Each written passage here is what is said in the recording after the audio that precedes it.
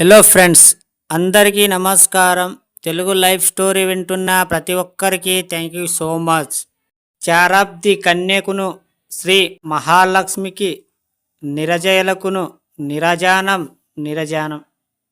సంపదను ఎలా చూడాలి అనుకున్నప్పుడు పద్మావతి అమ్మవారి ఉత్సవాలు జరిగినప్పుడు ఆ ఉత్సవాలు చూసి మురిసిపోండి.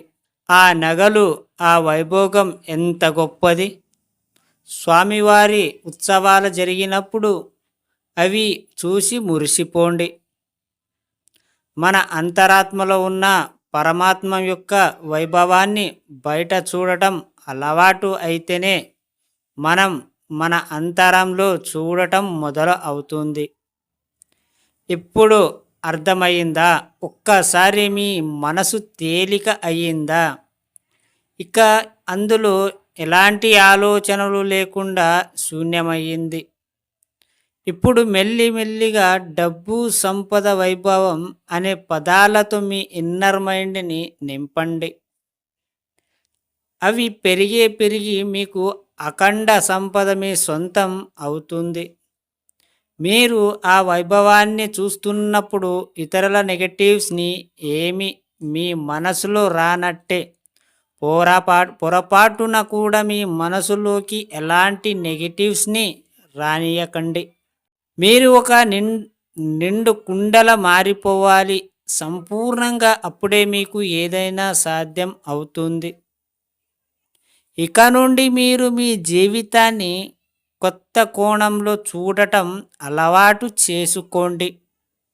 ఉన్నతంగా ఇతరులకు, మీ కుటుంబ సభ్యులకు ఆశ్చర్యపోయేలా మీ జీవితాన్ని హుందాగా తీర్చిదిద్దుకోండి.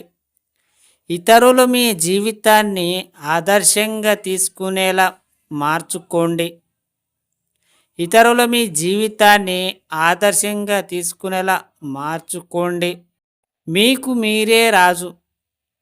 రాజుకి అన్ని రకాల వైభోగాలుంటాయి.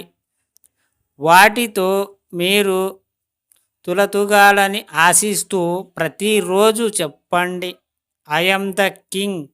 Yes, you are the king. నేనే రాజు, నేనే మంత్రిలా ఫీల్ అవ్వండి. అప్పుడే మీరు అలా ఫీల్ అయినప్పుడే మీరు అలా రియల్గా అవుతుంది. మీరు అట్లీస్ట్ ఫీల్ అవ్వాలి కదా. మీరు నిజాయితీలో కాకుండా మీరు కళలు కనుక్కుంటూ పోండి. మీరు దాని వెనకాలే మీరు పోండి. మీరు ఎలాగైతే కళలు కంటున్నారో అదే విధంగా మీరు ముందుకు సాగండి. ఖచ్చితంగా అవి తీరుతాయి. మీరు జస్ట్ కళలు కంటుంటే సరిపోదు, దానికి ప్రయత్నం కూడా చెయ్యాలి. చేస్తేనే అన్నీ అవుతుంది. అర్థమయ్యిందా? ఈ స్టోరీ విన్న ప్రతి ఒక్కరికి చాలా చాలా థ్యాంక్ యూ సో మచ్. ధన్యవాదాలు.